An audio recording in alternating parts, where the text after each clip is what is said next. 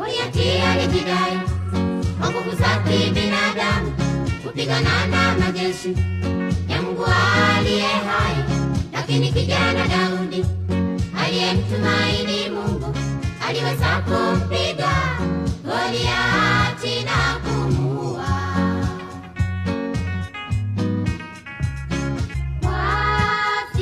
Wafilisti walipona shujaa wao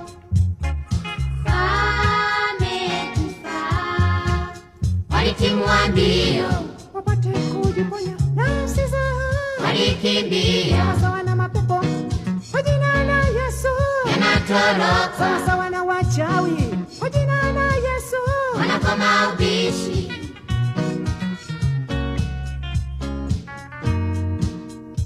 Hakuna awezaye